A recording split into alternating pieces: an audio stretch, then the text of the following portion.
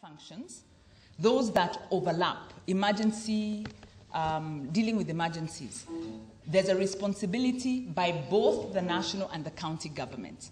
If there's a big national outbreak of some, some pest in one particular county, but that disease is likely to then transfer to the next county, national government will be asked to come in, even though county government has a responsibility to deal with it. So these are the dynamics of devolved government. And we are going to later then just discuss what are the implications of these quite complex interrelationships. Quickly, I go to the structure. Now everybody knows. I think some 3-4 months ago, people were very confused. County Assembly ni nani? In fact, the people's rep or county rep, they were being given very many names. Senator. But now that we voted for them, we have an idea. We are not sure maybe what they do, but we have an idea of who they are. So the county government has two arms. It has the county executive and it has the county assembly. The county executive is the governor, the deputy governor, their CEC or their cabinet, their county executive committee, who will be nominated by the governor and approved by the county assembly. And then there's a county public service board that will assist them in the recruitments for their administrative functions. The county assembly has the members that we elected recently, who have also elected their speakers.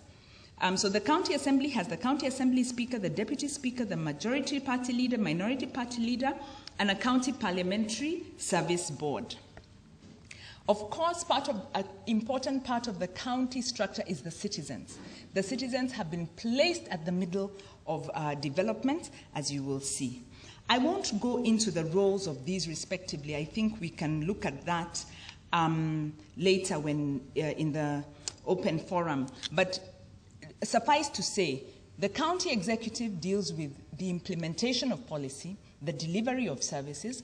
The county assembly legislates, approves appointments, approves the budget, approves the plans that are prepared by the executive. So both sides are very critical. If you have a very weak county assembly, then the county executive might run amok. If you have a weak county executive, then you'll be in a lot of trouble. And Kenyans knew this. Kenyans have elected primarily professionals as their governors. So despite there not being the civic education that we expected to see, Kenyans understood that our governor has to be somebody who can deliver our services. Important functions of the county government: policy and legislation, management of the county public service, they recruit the staff, preparing county plans, preparing annual budgets. County government cannot spend money unless it's in a plan. The budget must be informed by a plan, and there's an intricate way of preparing the plans. It's a form of discipline. Entering into service agreements, receiving grants and loans, borrowing money, delivery of services, ensuring citizen participation. It also has a responsibility to civic educate its residents. Levels of decentralization below the county level have been created. Urban areas. These are to be classified.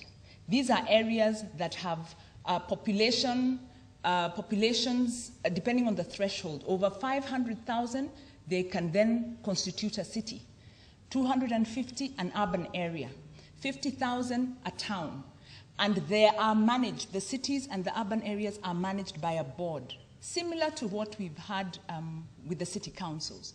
They have a board, and there's a law really that defines the functions of these boards. The idea is that these areas of high population require special attention, and their services should be dealt with by a board that is closer to the needs of that high population area to enable growth, and also to ensure that services for high population area are well resourced.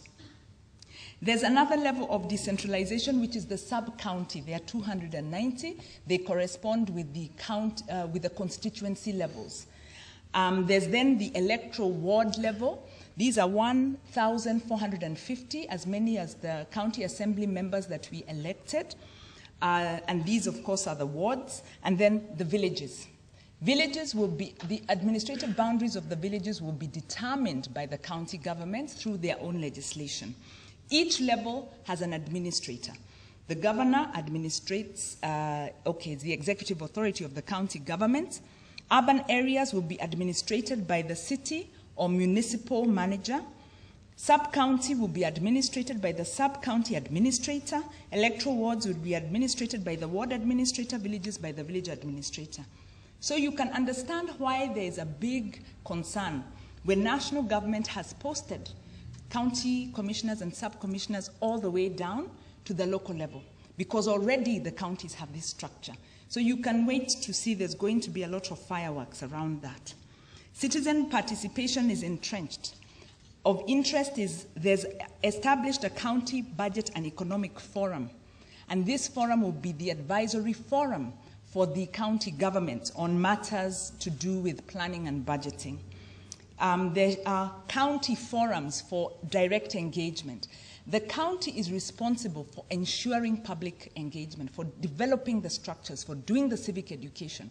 The governor has to report every year on the status of public engagement. So anyone who's concerned whether citizens have a space in the counties, we have a wide open space. Our problem is, are we ready to occupy the space? Accountability, very quickly. The governor needs to present an annual report to the county assembly on how now we can say he, unfortunately, before we could say he or she, on how the governor has implemented policies. So there's an annual report. There's an annual state of the county address. There's an annual report by the governor to the county assembly on citizen participation. There are reports by the County Public Service Board each December to the county assembly. And, there are numerous other financial reports. There's quarterly and annual reports by all accounting officers looking at financial management as well as performance indicators. So a framework has been created to create a very strong administration and bureaucracy, or rather bureaucratic framework that is very accountable, so that counties are supposed to become a very effective machine able to deliver their services. They are not going to be, some loose association there where people sit together and make, decisions that are not transparent. There are numerous avenues of redress, even though some of them are nominal. Removal of the speaker is provided. Petition of the citizens can petition the county assembly. Citizens can recall a county assembly member, even though the process is so difficult. It might not. It's possibly not. It's really virtually impossible. Removal of the governor is also very difficult, but it's provided. Maybe now, as we review the laws, we're going to have to look at how do you make this more practical. Removal of the CEC member, appeals. So there are dispute resolution mechanisms, including mechanisms to suspend a county government that is not adhering with its constitutional requirements, especially on the financial side or on political side, if it's preaching, if it's preaching secessionism and other kind of divisive policies. What are the critical county milestones? Because the next 10 minutes, I'll want to talk about the transition very quickly. Critical milestones, of course, we've already crossed the first one, which was election. The next one has been crossed, which has been the swearing in of the county assemblies, the governors, and now we've even seen the Senate, and then the appointment of the speakers. Then what do the counties need to do? The counties need to appoint their effective county secretaries. They are called county secretaries, the county ministers, key of which is the county secretary for finance. What the Ministry of Finance did is they recruited and posted and seconded county finance secretaries on a temporary basis, so that when the governors come in, there's somebody there handling finance. They made mechanisms to set up interim facilities for the treasury, so at least basic financial aspects can be dealt with immediately. But the governor now has to set up the system proper. Immediately, these county governments have to approve the estimates for the 4 months of their existence before the end of the financial year, which comes in July. They will then need to establish their county public service board, which will recruit their staff. In the interim, they'll work with seconded staff from national government. They'll then need to adopt estimates for the next financial year. These were prepared, but they were contested by the CRA and they were shelved. They have to first be passed by Parliament and then passed by the county government, so that county governments will have budgets for the financial year beginning in July of 2013. By August 2013, county governments need to commence their planning and budgeting process for the financial year of 2014-2015. So county governments are on a sprint to begin these administrative functions. And by this time, they haven't yet taken over services. And I'll deal with the transfer of functions as we look at the transition. There's a little handout we prepared, and we are calling it Keeping the Transition Honest. How do we move from the local authorities, which are now scrapped, the districts, the various institutions, how will those be transited into the new county governments? What are the issues to consider? What the Task Force on Devolved Government, which you may have made submissions to, you may have read about in the paper in 2011 when it was set up. It was set up actually end of 2010. What they did is they proposed a Transition to Devolved Government Act, which set up the Transition Authority, which is all over the media right now, and to coordinate with government institutions, and it then has to deliver numerous important transition aspects, some of which include, I'll just facilitate the analysis and phase transfer of functions, determine resource requirements for the county level,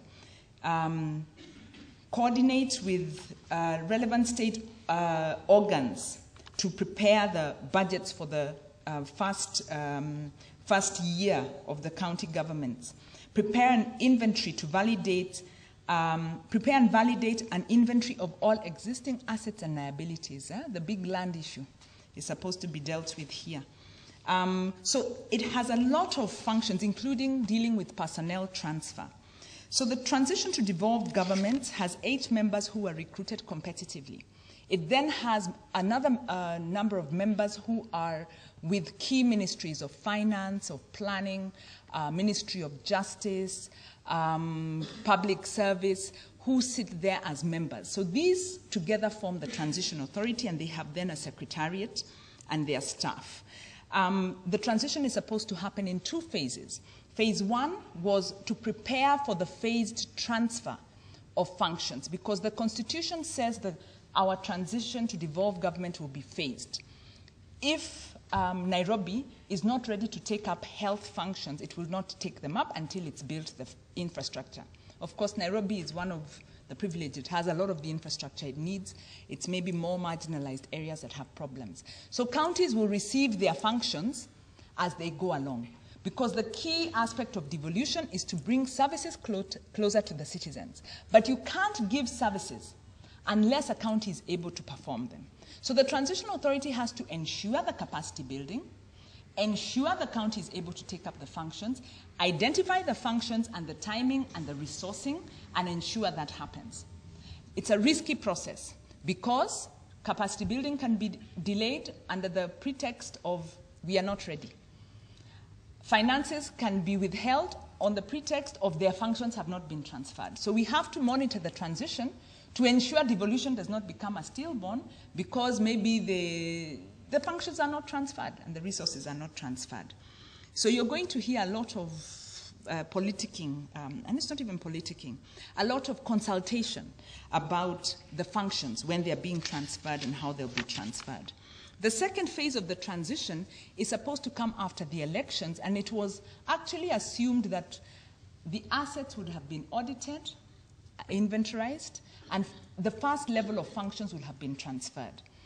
That did not happen. We are actually very behind schedule. It's a big process. It's a political process, so we are behind schedule. So counties start off with the disadvantage of, really being behind schedule. We don't yet have the assets register. We don't know the land assets, we don't know the building assets, we don't know what needs to move from national to or local authorities to the county government. We don't know what was stolen in the process, because rest assured it was stolen either in the process or even prior, so that we might have the situation